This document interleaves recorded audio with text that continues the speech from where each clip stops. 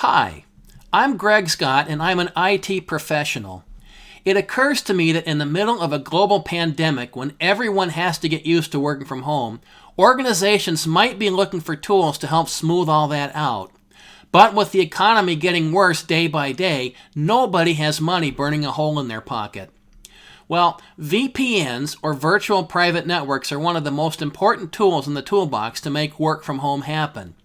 VPNs connect people at home with the company network. We've been doing VPNs for a long time. I built my first VPN back around 2001 or so, and I've built a few bazillions since then. I cooked up a 4-step process to build a basic VPN, and I'm making these videos to demonstrate the process. Hopefully I worked out the bugs by now. If not, you'll see the bugs right along with me and how I fix them. Well, at least you'll see the ones that aren't too embarrassing. I might edit out the worst ones. In my day job, I work for a software company named Red Hat. Red Hat servers are behind most of the systems that keep our modern 21st century world running today. I'm grateful to my Red Hat colleagues for their help in this project, but I am not representing Red Hat here. I'm doing this on my own time with my own equipment and keeping it on my own website that I pay for. Let's get started. You've seen enough of my ugly-looking bald head. Let's go to the screen here. So let's go here, and let me show you how to navigate to the website. We go and let's minimize my OBS thing there. So I cooked up a 4-step process to navigate to the website. Go to dgregscott.com and then click here on resources and how to build a VPN in 4 easy steps without spending 1 penny, and that gets you right here. And here's our steps. Step 1, we build the base operating system. Step 2, we install the OpenVPN layered product and configure authentication. Step 3, we build our configurations. Step 4, we set up client, and Step 5, and then that's our steps, and then we troubleshoot. So let's go to Step 1 and let's build our base system first. So here's what we do for Step 1. The first thing we want to do is download and install Fedora 31, the current release of Fedora. To do that, we go here to Fedora Project, getfedora.org or fedoraproject.org. I'll just navigate to it here. fedoraproject.org. That takes us to a link, getfedora.org, and let's go download it. Now, I'm not going to actually download it on this video. I just want to show you how to do it here. I've already downloaded it and set things up that I need to set up. But we would click here to download, and go that and fiddle with our certificates. And we should talk to the Fedora people about certificates. But anyway, I'm not going to waste 5 minutes by downloading it. I've already downloaded a copy. When you're going to download an ISO copy, and then you're going to build it on either a physical machine or on a virtual machine. I chose to build mine on a virtual machine. So instead of burning it to DVD and booting the DVD and building on a physical box, I'm building mine on a virtual machine. I've downloaded the ISO already. You're seeing the start of it here, but I've downloaded it already. I've set up my virtual environment to use that ISO image, and I've provisioned an empty virtual machine. So let me abort this download. I'm going to cancel that download because I've already done it. And let's go to my virtualization manager, which I have to log in again here. Bear with me. And I'll show you where that ISO file ended up. It's this one right here, Fedora version 31. When newer versions of Fedora come out, you'll do this with the newer version. So I've set up my virtual environment. And I've provisioned a blank virtual machine. Let's go grab it. And the blank virtual machine is OpenVPN. There it is right here, OpenVPN video demo. So let's do that. Let's grab it and let's run once. And let's set up our parameters so that it boots from its DVD image. So let's attach a DVD image, and let's go here, and the one I want is Fedora. It's alphabetical. So Fedora 1920, Fedora server this one, Fedora 31. And let's enable the menu. Let's attach a CD. Let's enable the menu, and let's say OK. And now in a couple minutes we'll have a console.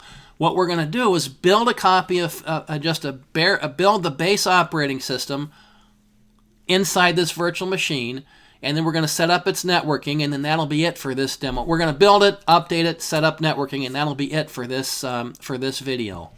And as soon as we can acquire a console, you'll see how this works. And it's powering itself up. It's powering up. It's not going to set any speed. Here, let's get a console. Let's go here. By the way, I'm using a virtualization environment called Red Hat Virtualization, and it's press Escape for the boot menu. It's a great choice for virtualization. Let's boot from what it thinks is a DVD. So that's choice number 2. And there it is. And I'm going to install Fedora 31. and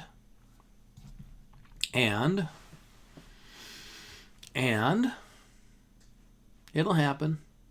And all right. This is where we hear the Jeopardy clock tinking. There we go. The little Jeopardy song ringing in the background. It's booting from what it thinks is a DVD image. In fact, it's a file sitting inside my ISO data store. But this virtual machine thinks it's a booting from a DVD or a memory stick or whatever we want to install from. And we'll get to that in a minute, and I'll show you how to build a copy of Fedora. One of these days soon. Maybe what I'll do is I'll do some editing on this to shorten out some of the remove some of the dead time. We'll see. Well, once we start, here we go. All right, we want English. We want English, US English keyboard. And so we want it, that's our language for the installation process, US English. And we're going to set our partitions. Now, I don't like to use the automatic partitioning. Other people have different ways to do it. But what I want to do is I want to do custom partitions, and I'll show you why. And then click on Done. And so that takes us to this screen. And I like to do custom partitions because out of the box, I want more swap space and when it gets out of the box, and I also want to use my whole hard drive. So let's just create. First, let's create what it does automatically, and notice that I'm not using hardly any space at all. So the first thing I want to do is let's bring our swap space. This virtual machine has. Oh, I should show you this. This is the console. This window right here is the console. This virtual machine has 4 gigabytes of memory, and it's got a network card, and it's got a 50 gig quote hard drive, 50 gig thin provision hard drive. So it's not using hardly any space. Okay, let's go back to the console. I've got 4 gigs of physical memory. I want 8 gigs of swap space. I want to have twice physical memory with swap space. So let's update that. And then this slash partition, it's only allocated 15 gigs, and then the rest is just empty space. Well, we may as well just use it all. Otherwise, why do I want a disk that's this big? So I have 26 gigs left. 26 plus 15 is 36, and 5 is 41. Let's do 41 GB bits, and let's update settings, and let's see what we've got. That looks good. That leaves us with about 1 MB of space left in our thin provision virtual hard drive. Partitions look good, and let's accept the changes. And let's set a root password.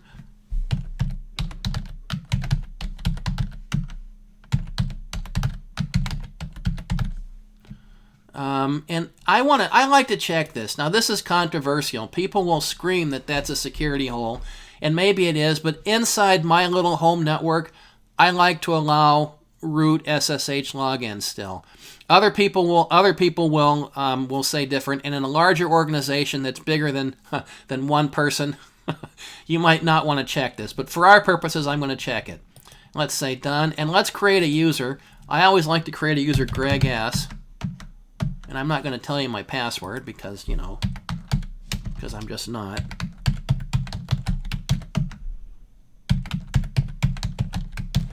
All right, that's done. Let's click on done. All right, we've got partitions, we got a user, we got root, and time and date. America, Chicago. That's that. I actually set that when I built the virtual machine. But when you do yours, make sure your time zone is the correct time zone. And let's get started with our installation. This is going to take a while, and I'll let the video run. I may find a way to speed this up. I may to fast forward it, or maybe I'll just chop out some stuff. But we'll let this go for a little bit. This part and the update will be boring, and I'll find a way to shorten those out so they don't gobble up a whole lot of time. I think this will probably take 5 or 10 minutes. What can we do to fill 5 or 10 minutes? I know what we can do. So while this is running, I'll give you an overview of some of the other stuff we need to do. So let's go here let's put this over here so we can kind of see what's going on. And let's go here. So step 1, we're building our Fedora server. Step 1, we're building our Fedora server. As soon as this gets done, we're going to update it right here. We're going to do that command. We're going to disable the firewall. We're going to disable the local firewall on this system.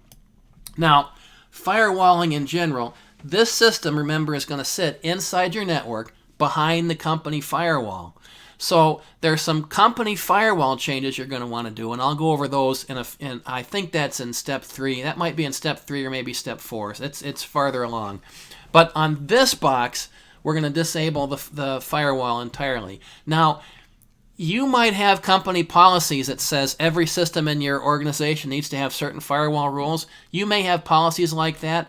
If so, set your systems up appropriately. That's beyond the scope of the videos here. So for now, we just disable the firewall rules on this system. That does not mean disabling the company firewall. That just means disabling any filtering on this system. You're going to need a static IP address inside your local network, and so I have some commands to help you set that up. Now, I set the commands that I left here, these commands that we're going to do right here, these are all addresses inside my network. Your network will be different, and so modify these addresses right here to fit your network. And your system needs its own IP address. It needs to know its gateway router. It needs to know a DNS resolver. And then you need these last two things. These last two things tell it that the connection method is manual, meaning we just did it. And at boot time, make sure that it turns the network card on. So those need to happen. If words like default gateway and IP address and DNS resolver are a foreign language to you, get somebody with skills to help you with this. Let's check and see how we're doing. We're getting there. The next thing we're going to do is we're going to set our host name, and there's a command to do that. And you can set your host name to anything you want. I chose OVPN Server 2020 because it just seemed like as good of a name as any. Linux comes with a facility called SE Linux. It was Red Hat and the United States National Security Agency put this together. SE Linux is mandatory access control. It's kind of a last line of defense if any of the others break down. I have I put documentation in here for how to turn that into permissive if you want. Let's just leave it in its default setting of enforcing. So we're going to build this system, we're going to set up its network components, and then we're going to reboot it, and we're going to make sure it can talk to everybody it needs to talk to. And I think what I'll do is I'll build the networking pieces first, and then we'll update it. We'll update it at the end, and then build the network, and then we'll update it at the end so that we don't gobble up a whole bunch of video time. And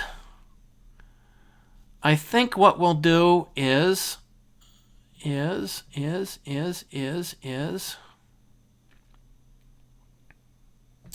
just let this go. We'll just let this go because it's almost done. So we'll just let this go.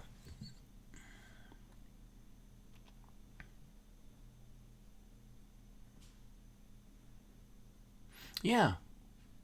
You're watching a video. You can always just move the little thing over. Yeah, that's true. That's true. This is yeah. We have technology, Greg.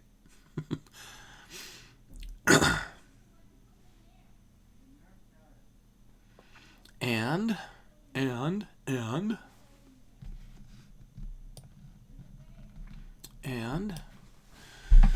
we're almost done here.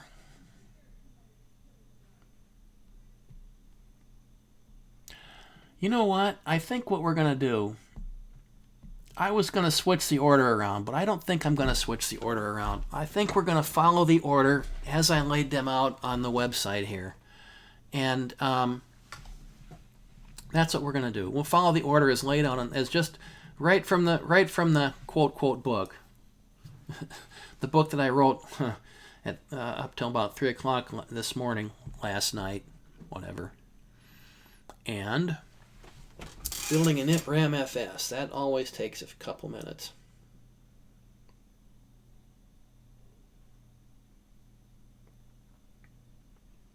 And it's done. Okay, let's reboot it. I think it's gonna ask for the boot menu again because it's in our run once. I'll fix that later. Let's boot from its virtual hard drive. Bing bang boom. And while that's booting, let's I want to go here, and I just want to clean up a mess because I always forget to do this. Let's right here and change CD, and let's eject that CD. It's the same thing as pressing the button on a physical machine and ejecting the DVD. So we ejected that, and boom. We don't have a GUI, by the way. There's no graphical user interface by default. It's a server. Let's log in. And there we have it. We have a system. Now I want the ability to copy and paste into this console. So I'm gonna show you how to do an SSH session. Notice its IP address 10.10.10.134. So let's go here, and we're going to use a program called Putty, and we're going to connect to 10.10.10.134. Yeah, I know. And we're going to log in. That's a temporary IP address.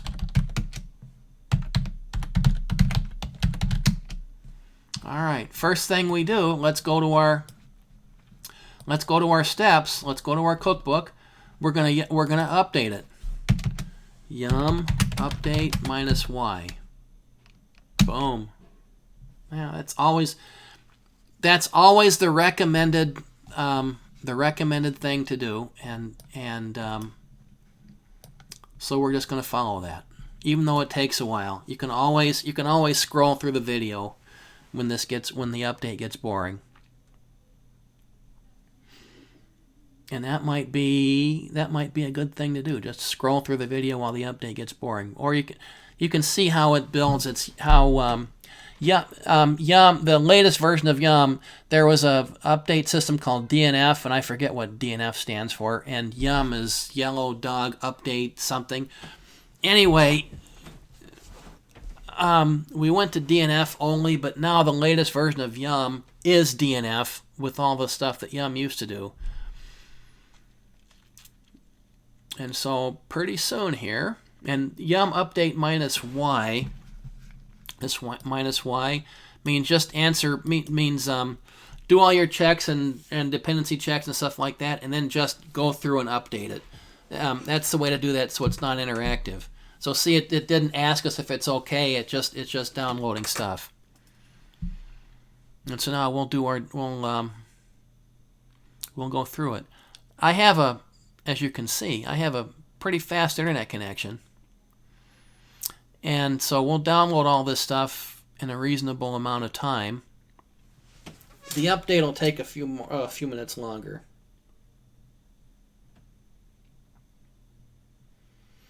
And after the update,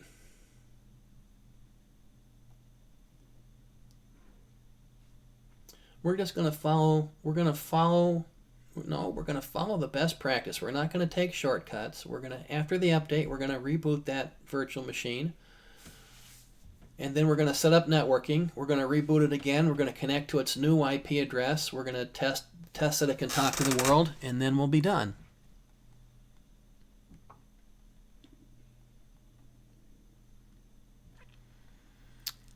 $679 packages, 679 steps. Well, it's not that bad. It's 300. It'll be 330 some steps. 330.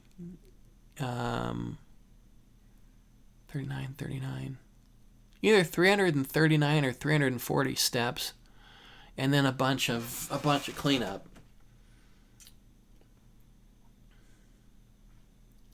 As you can see, some of those go pretty fast.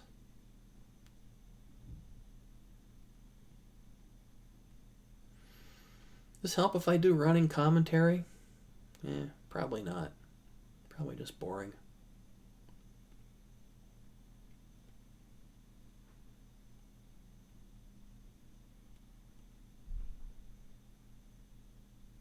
Yeah, maybe what we'll do. Here, this is what we'll do. Never thought about this till just now. While that update is updating, we can pause for a commercial break. We'll go to Greg's book page. We can always navigate back there later. There's my books page. You'll like Jerry Barkley. I'll just let you look that over.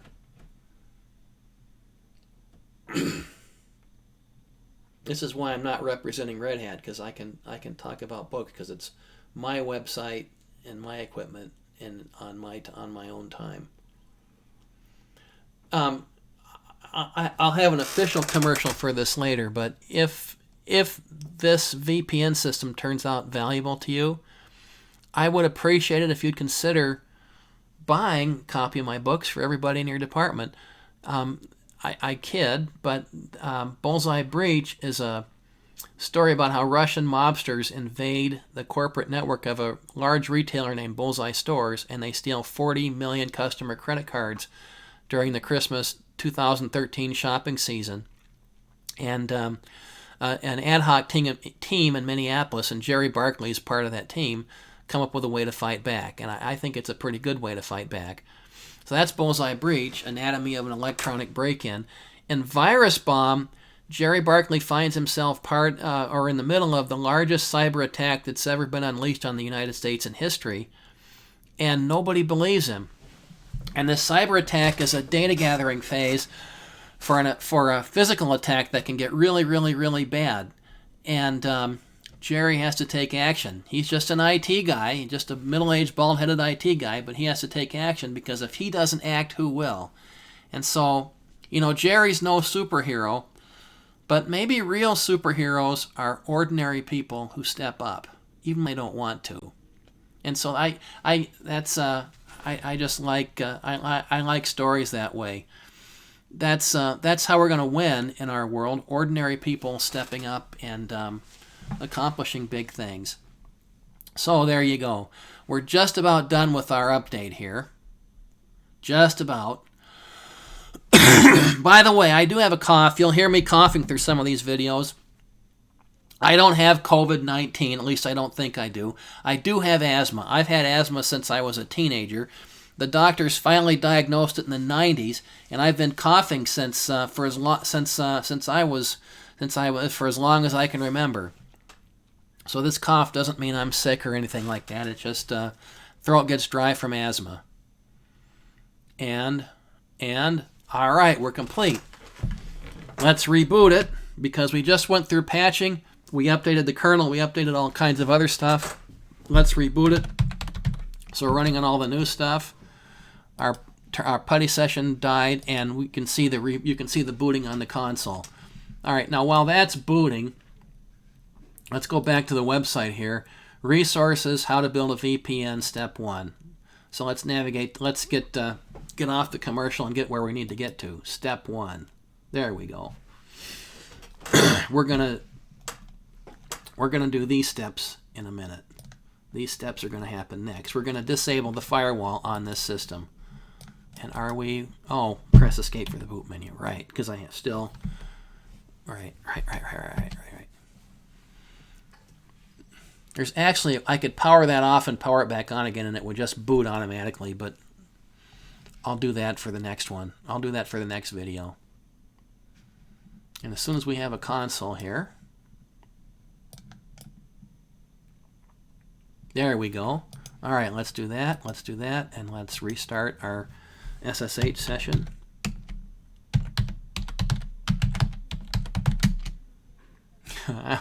Sometimes I talk to myself when I'm typing in the password. I tell people it's not weird when you talk to yourself. It's only weird when you answer. Okay. Let's execute these commands to stop and disable the firewall service. That's done. Well, now it's done. And let's find out what our connection name is. And it should be ENS3. Yeah. Okay. So Network Manager is a new concept, new in the past 7 or 8 years. It's steadily been improving in Linux. The device name is called ENS3. Network Manager sets up what it calls connections on top of devices. In this case, the connection name is the same as the device name. If we wanted to do some fancy networking and have different connection profiles and stuff like that, we could with Network Manager. For our purposes for the VPN, we don't care. So we have a connection named ENS3 on a device named ENS3. Let's set our networking parameters, and so we'll just these are the correct IP addresses for me, except I think I'm going to do this one a little different because I already have a test system. So I'm going to copy that and paste it, and I'm going to change that to be 96 because I already have a 97 in my network. So let's do that, and then let's grab all these guys right here. Let's do that, and let's do that, and let's do that, and let's say yes. And let's set our host name. Let's set our host name. Hostname CTL.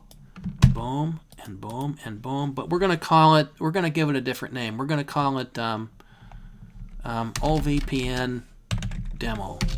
How's that? All lowercase. OVPN Demo.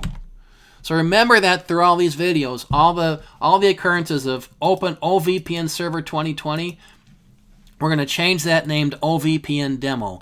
When you build yours, you're going to have to change the name and IP address information anyway, so that will make it realistic. So you'll help me remember that. Boom. And we're not going to mess with SE Linux. That's going to be the same. And so now let's reboot our system, and its IP address is going to be 10.10.10.96. So let's reboot it. Let's do one other thing. Ping www.com. All right, we can get out. He can get out. He can talk to the internet. Let's reboot it. Oh, I have to go through here and press escape for the boot menu again. Boot from the hard drive, and that's what I want to boot from. Now, this PuTTY session won't be able to connect back up again because he's got a different IP address. Where'd my window go? Right there. That's the one. Okay. That's a Windows thing. Shake your window around and it puts it minimizes all your windows. All right, there it is. So now I'll just show you. This won't work. Connection and restart session. That won't work. But we do a new session. New session 10.10.10.96. And yes, and look at that. And ping. Yeah, my other one timed out. Let's close that and get rid of that. Ping www.gog.com. Bing bang boom. We can ping google.com. We're up and we're rocking. We finished step 1. The next thing is to go. We'll go on to step 2. So let me let's go back here. Let's go back here. There we are. Thank you for putting up with me through step 1. I'm going to stop recording now, and we'll pick up with step 2. Thanks.